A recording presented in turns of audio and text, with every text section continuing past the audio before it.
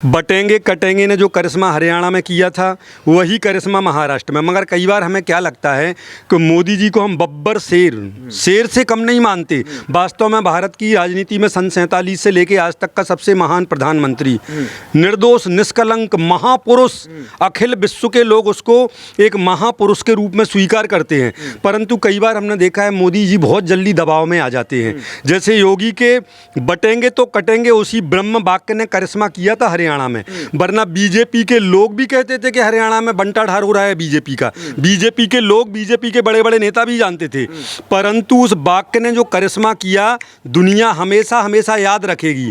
मगर हमने देखा बटोगे तो कटोगे के बाद एक वो पंकजा मुंडे जिसकी कोई औकात नहीं, लोकसभा का चुनाव हारी, विधानसभा का चुनाव हारी, उसके बावजूद भी उसके बाप की कृपा से, उसके बाप का प्रभाव था तो बीजेपी के लोगों ने फिर से उसको एमएलसी बना दिया। वह बुराई अभी भी वह कह रही है कि बटोगे तो कटेगे, हमारे महाराष्ट्र में नहीं चलेगा। उसकी औकात क्या है जो अपने बाप वाली सीट भी दो बार नहीं बचा पाई। वो ऐसे लोग, अजित पवार जैसे गद्दार, अरबों खरबों रुपया इसने खा लिया। अरबों खरबों रुपया खाने के बाद इस कलंकी को, कलंकित आदमी को बीजेपी ने लिया था। जबकि हजारों लाखों लोग बीजेपी के अजित पवार को रखने के बाद बीजेपी से ही हट गए थे। उसके बावजूद ही मोदी ने इसको सहारा दिया, मौका दिया।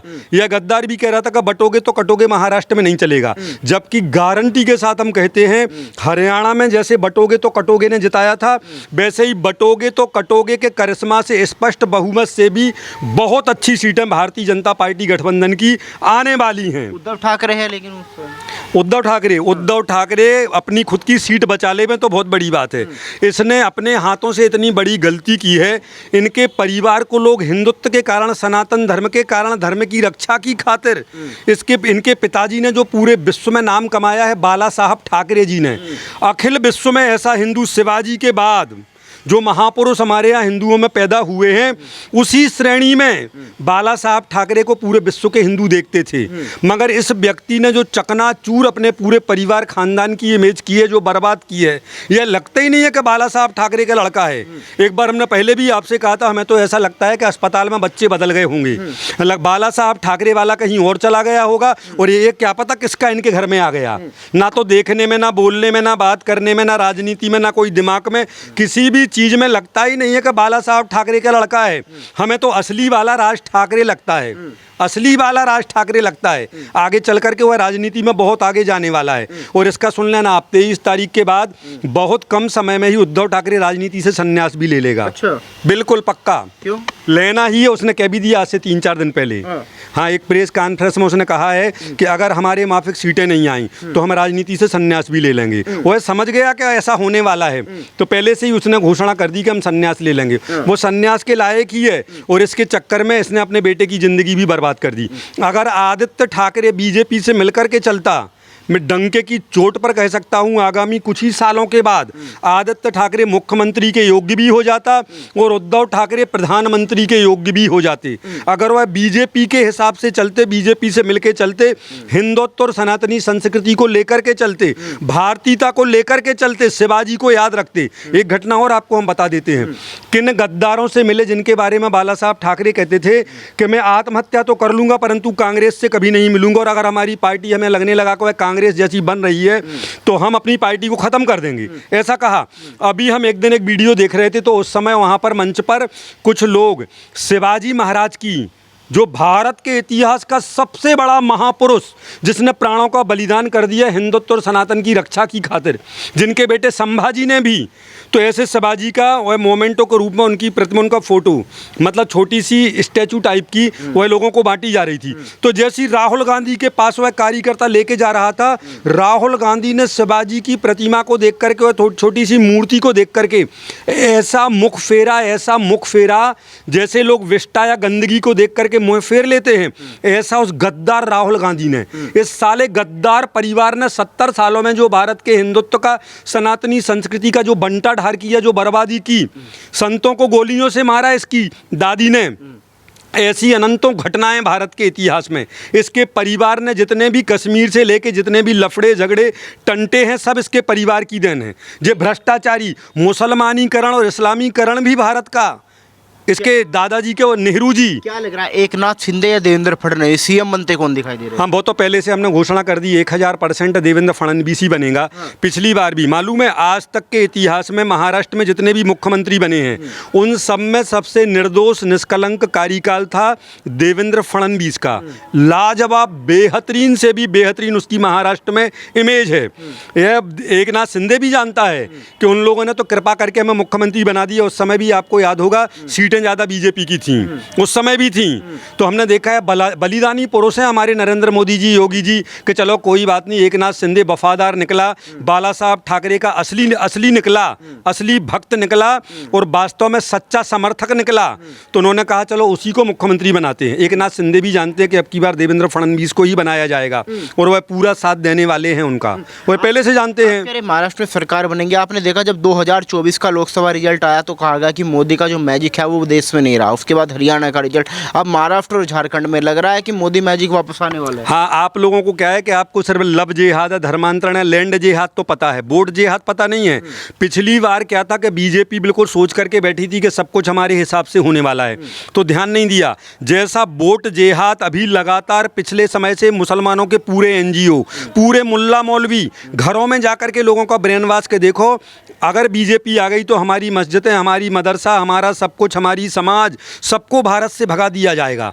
इस प्रकार से इनने लोकसभा के टाइम पर भी किया था, परंतु जब उस समय बीजेपी का ध्यान नहीं था, किसी ने ध्यान नहीं दिया, उसी वोट जेहाद के कारण।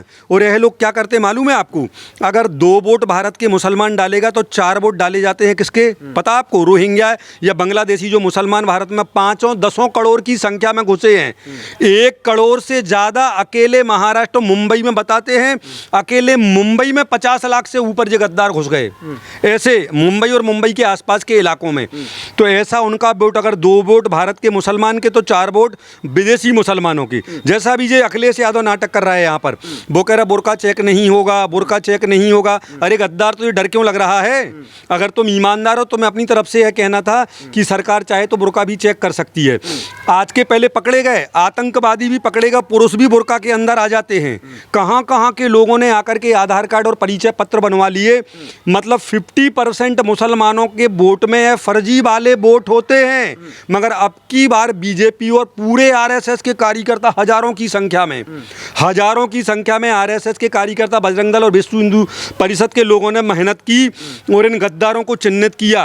इसलिए इनको बहुत परेशानी है, वो वोट होने वाला नहीं है। कितनी सीट आती हुई दिखाई दे रही है? अब उनकी सीट की संख्या तो नहीं बता सकते, इतनी खतरनाक स्थिति बनने वाली है कि वह बताते ही उसको अटैक आ जाएगा।